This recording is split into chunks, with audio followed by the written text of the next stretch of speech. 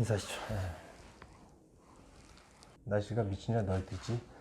근데 솔직히 말해서 오늘은 좀 너무 따뜻해졌죠. 아침 저녁으로 너무나도 추워서. 그러니까 왜 그럴까? 대선이 코앞이어서 그럴 거 아닐까요? 우리가 대선을 코앞에 두자고 했나? 그래서 우리가 본 영화가 있죠. 야당. 줄거리가 어떻게 됩니까? 형님 중앙지검 특수부 가고 나는 전국구 야당 가고. 열심히 살던 친구인데 자기 의도와 상관없이 마약과 관련되어서 자기랑 상관없는 사회에 갑자기 말려가지고서 감옥에 들어가게 돼요. 근데 그 감옥에서 마약 사범들만 따로 있는 그 방들이 따로 있더라고요. 그것을 스머프라고도 하죠. 그쵸, 스머프. 왜 스머프죠? 번호를 갖다 찍는 게 파란색 띠예요. 그래서 스머프라고 불립니다. 이 스머프가 되면서 이 친구가 한 검사를 만나게 돼요. 근데 이 검사한테 테스트를 받았던 게 암기력. 근데 이 친구가 또 암기력 하나 또 끝내줬어. 그래서 검사 옆에서 이 친구가 이 검사를 도와서 그 안에서 야당이라는 그 역할을 합니다. 야당은 그 마약사범과 경찰, 이 검찰의 중간에서 노는 친구를 갖다 야당이라고 하는데, 뭐 브로커 같은 거였죠.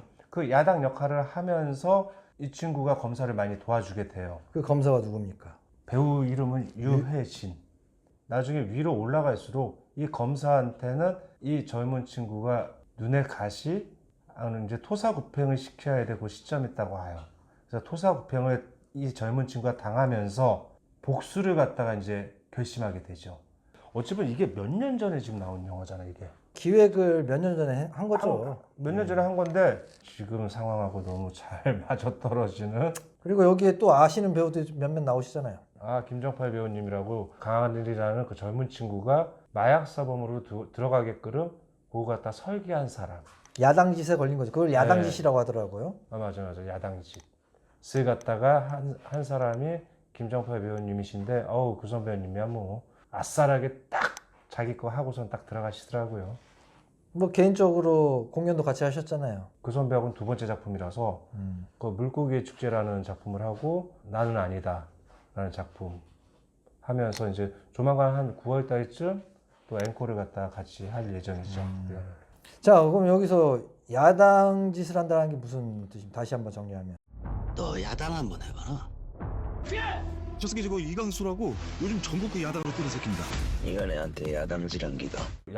불법 약물을 갖다가 누군가가 했을 때 그 정보를 갖다가 어떤 기관이나 이쪽에다가 유출? 그 약물을 제공하는 범죄자들을 수사기관에 정보 제공해 주는 자, 그리고 또 앞방이라는 단어가 있잖아요. 앞방.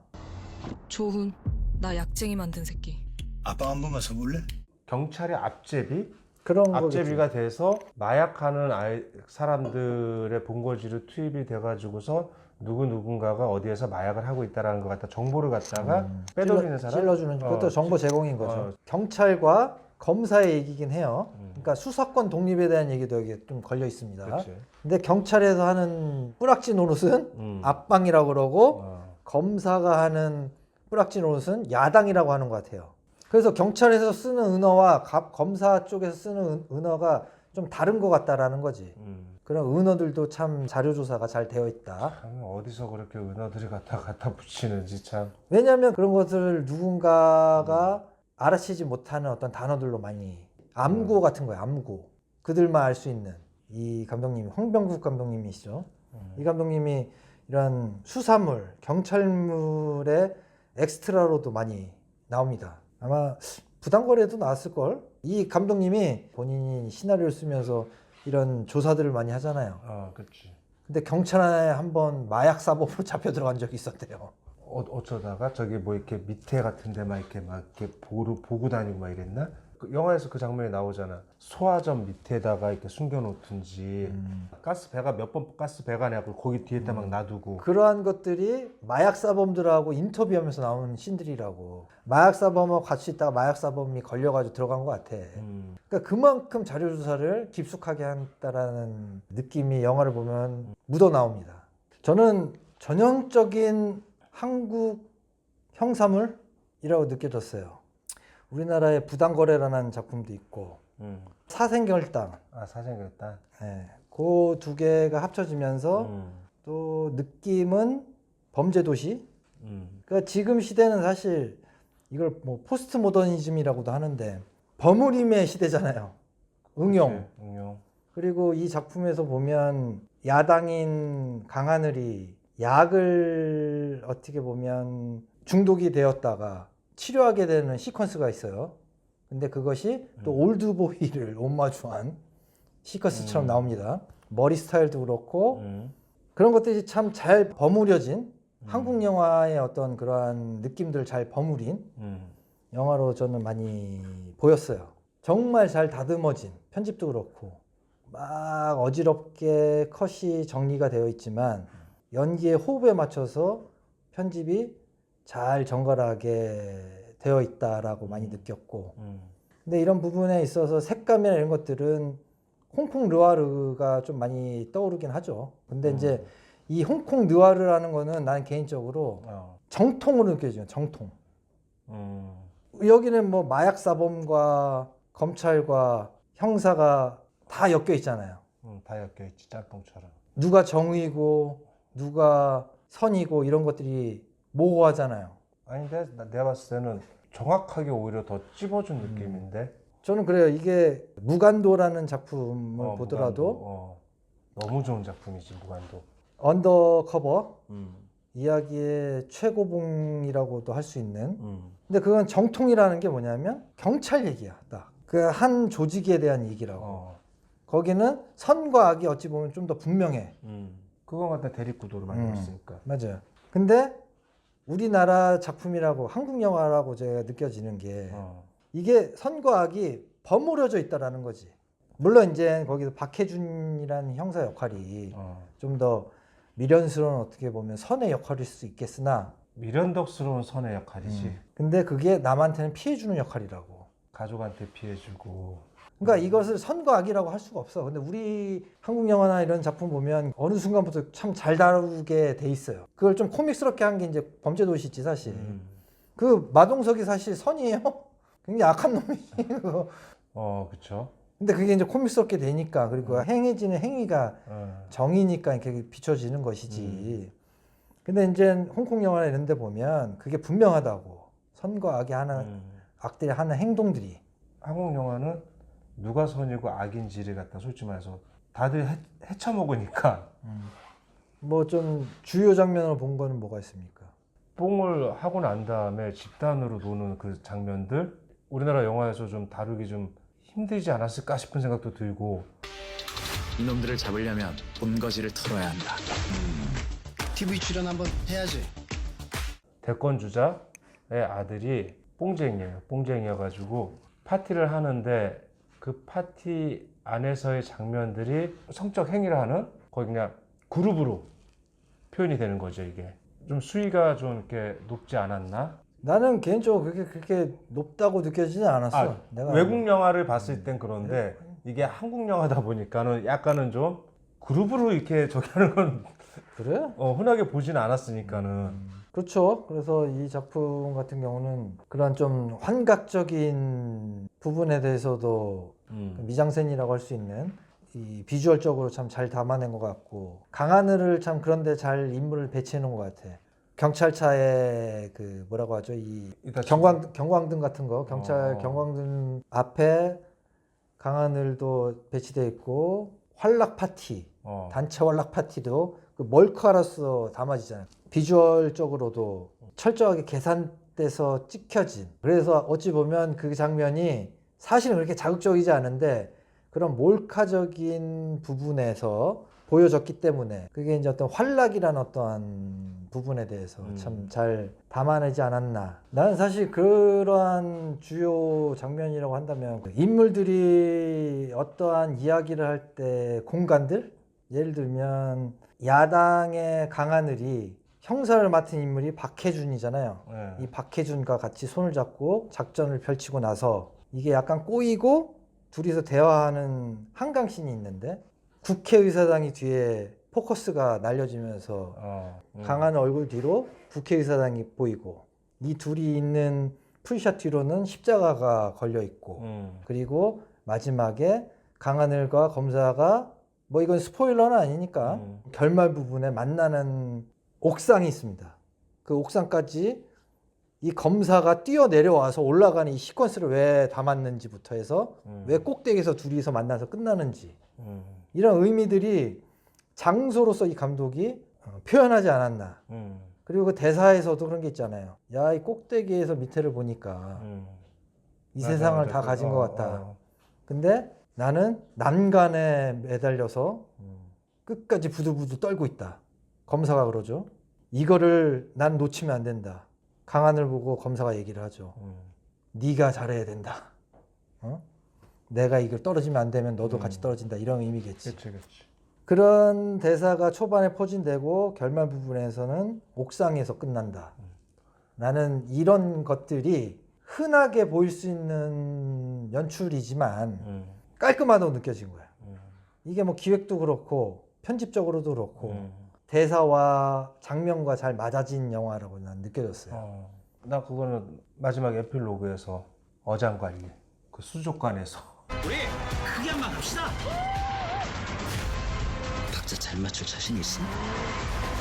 일본 그 마약 조직하고 한국 조직하고 그러니까 쿠키 영상 얘기하는 거죠. 쿠키 영상. 아, 이거 쿠키 영상 있습니다. 끝났다고 다 일어나시면 안 돼요. 근데 거기에서 그 수족관 안에서 그 서로 거래를 하고 있잖아요. 어장관리 완전히. 그래서 나중 가서 다들 도망치려고 뛰었는데 다 수족관에 빠지고 뭐하고. 나 거기에서 야, 요거 잘 그러네. 만들었다. 그런 의미들이 그러니까 이 감독님이 그런 것들을 심어 놓은 거지 그러니까 사실은. 어쩌면 되게 블루 코미디 형식으로 이렇게 잘 네. 풀었다는 생각이 딱 들어가지고. 근데 이런 상업 영화에서 그러한 의미를 좀 녹여내면서 대화하는 신이든 배치를 했다라는 게 감독이 참 이 작품을 많이 생각하면서 그리고 시나리오 자체도 그런 유통 과정 그리고 그런 캐릭터들 살아있잖아요. 막 그치. 우리가 접하지 못한 그런 경로들도 많이 있고 야당이라는 단어도 그렇고 그리고 그게 이제 검사 이야기와 아이러니하게 언밸런스하게 맞아떨어진 것들도 그렇고 저도 작품을 뭐 쓰고 만들다 보면 그런 것들이 어떻게 보면 그냥 흘러가는 것들이니까 심어놓기가 쉽지 않다고 지금 형이 얘기한 것처럼 뭐 의미를 부여하려고 한다기보다 플러스가 됐으면 좋겠다라는 게 많았던 거지 사실. 그치. 그 어장이라는 것도 그런 어. 의미로 다가서는 것처럼 장면 배치나 인물이 대화할 때 백을 어떻게 쓸 것이며 뭐 물론 이제 막 깊게 예술 영화나 이런 것처럼 세련되게 다가서지는 않았지. 모르겠어요. 이게 나의 취향일 수도 있겠지만 박찬욱 감독이 올드보이도 오마주한 거 보면 그런 욕심도 분명히 계셨을 것 같아. 그런 좀 미술이나 그런 미장센으로 인해서 이 영화에 하나 좀 시퀀스를 조금 더 담아냈으면 어땠을까라는 생각이 들었어. 뭐 이게 아는 체 하는 게 아니고 뭐 예를 들어서 강하늘이 뽕쟁이에서 벗어나려고 발버둥 치고 나서의 어떤 그 판타지라든가 그러면서 이 친구의 말을 또 이렇게 좀 나름 연기적으로 액팅하는 게 달라지지 않습니까? 달라졌죠. 네? 그 사이에 어떤 시퀀스, 그러니까 뭐 어떤 컷이라도 뭐 올드보이에서는 딱 그거 보면서 모두가 웃어라 뭐 그 단어 있지 않습니까? 잠깐만 그게 시거든요, 시. 엘라 휠러 윌콕스라는 시인이에요. 웃어라, 온 세상이 너와 함께 웃을 것이다. 울어라, 너 혼자 울 것이다. 올드보이 이거 생각나시죠? 난 사실 여기까지 갈 줄 알았어. 오마주니까. 너무 오마주처럼 보이기 싫어서 그런 건지 모르겠지만 뭐 강하늘이 항상 얘는 억지로라도 웃는다고. 그 아픔을 잊기 위해서 그런지 모르겠지만 그래서 그런 컷이든 거기까지 한번 갔으면 어땠을까 하는 생각이 좀 들었던 거지. 그걸 좀 웃기게. 강하늘이 마약을 끊으려고 했을 때 마지막에 마약을 줬을 때 그걸 거부하잖아. 그 장면에서 저렇게까지 화를 낼 필요성 없는데 왜 그건 이제 자기가 이제 어떤 의지를 갖다 보여주고 오히려 웃음으로 할 수도 있는 그렇죠. 건데. 그런 것들. 어. 씩 웃으면서 울든.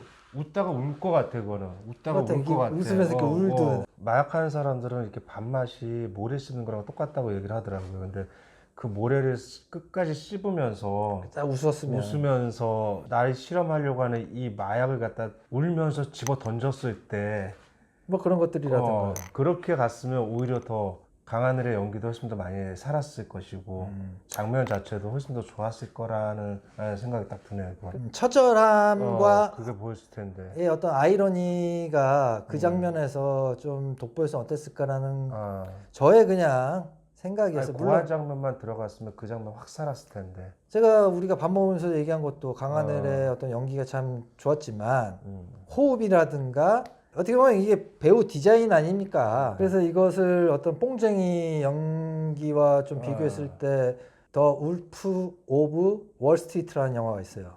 마틴 스콜세지 감독과 디카프리오가 만난 영화죠. 그 작품에서는 미친 듯이 연기를 합니다. 그 작품에서 보면 단체 활락신이 있어요.